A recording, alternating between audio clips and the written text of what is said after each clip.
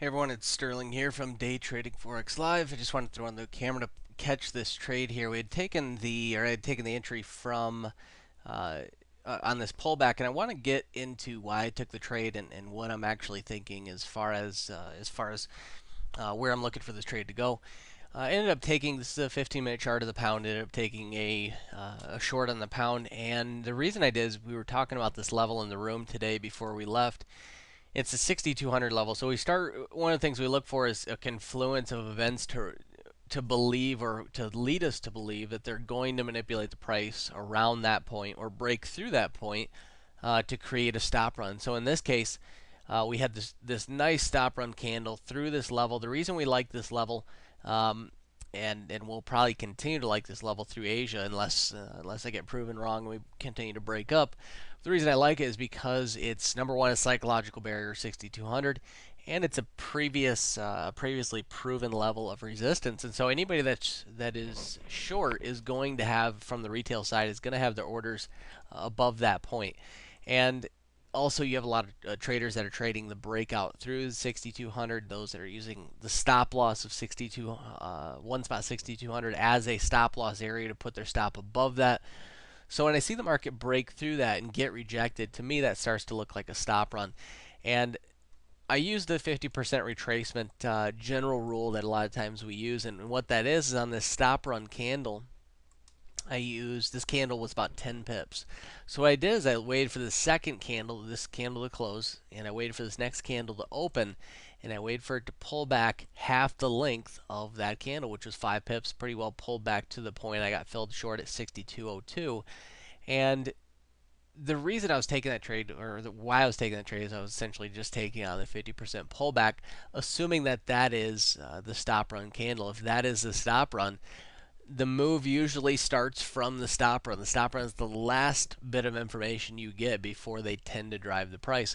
One of the great things about this trade is if you look at this from the entry of '02 here to the highs, you're talking 6 pips. So right now I do have a 20 pip stop on it, but that's just an arbitrary stop I throw on every trade initially. This trade is going to allow me to more likely, at the very worst, tighten the stop down to 15 pips, which is what I'll be doing here shortly. But the reason I took this trade, and I want to get into this is important. We were talking about market cycle today a bit in the room, and we've had our first push down, obviously, a few days back in the pound. We've had our second push down that we were expecting last night. And, again, had that second push down. But the thing with the second move is we haven't completed 90 pips. We've only moved about 73, and as a general baseline rule, we like to see the market.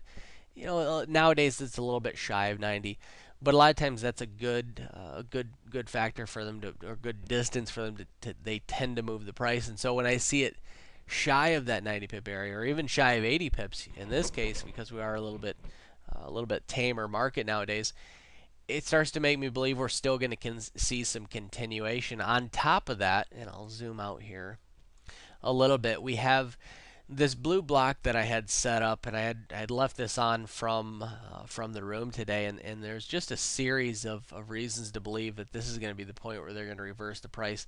Number one, I'm going to measure down from the start of the move up here, and I'm going to measure down 90 pips, and that puts us right here at 61.45. That's the low of this block. So that's where 90 pips is, and that's where I'd like to see him move it into. It's a general baseline rule we like to see.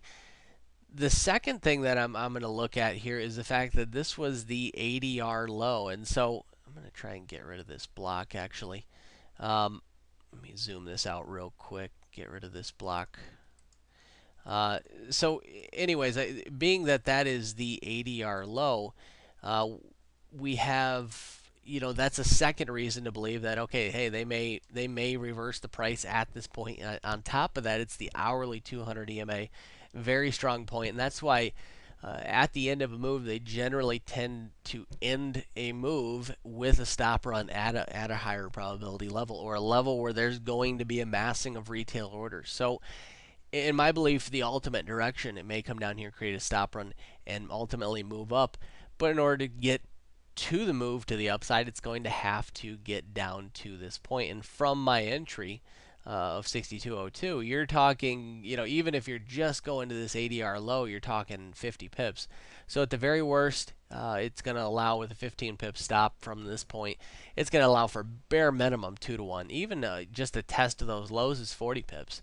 So bare minimum, it's going to at least allow for 2 to 1, and that's a very a good baseline rule when you're getting into a trade. At least for myself, if it's not going to give me at least 2 to 1, I don't even consider the trade. Because risk reward is, as I always say and always will say, is the determining factor of a profitable trader. I've never known a trader that isn't or that is profitable not maintaining a positive risk reward of 1 to 1 or better.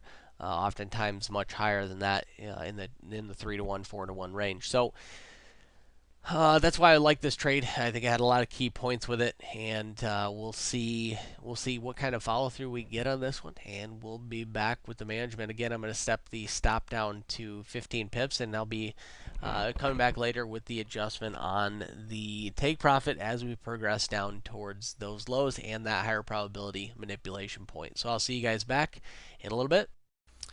Alright guys, so we are back on this trade here, and what we're going to do is I'm just going to go over why I'm exiting this trade.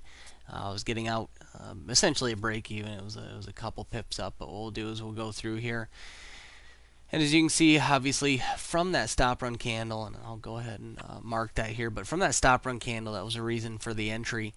And the whole principle behind a stop run is that should be the last thing that happens before the market moves. And so as you can see here, through this time, we've gone about 3 hours now, and we've really had no progression. It started to look like we were going to break down, but we've really had no progression. So from that stop run candle, I just get a little bit worried about the fact that that could may not be a true stop run. And it's very similar to what we saw yesterday in the trade we saw yesterday, and the fact that thing took off relatively quickly, and that's what you want to see with the initial stop run. And obviously you can view that video as well that's posted. So to me, it's just a safer option. We're getting into the time factor, the fact that we're getting into now 2 p.m. and when we get into that time factor of 2 p.m., we're really out of the time when we're typically going to see the market make a sizable move. So we've exited the prime time.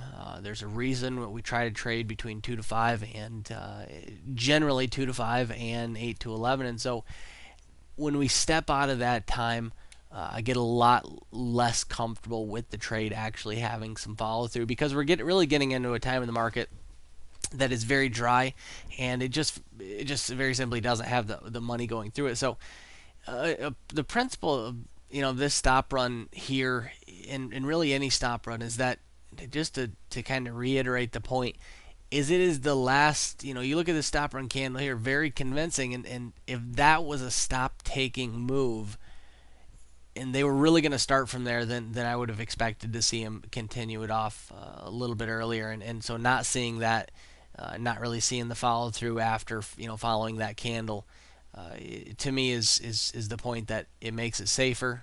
We get into the time factor coming into the end of the day.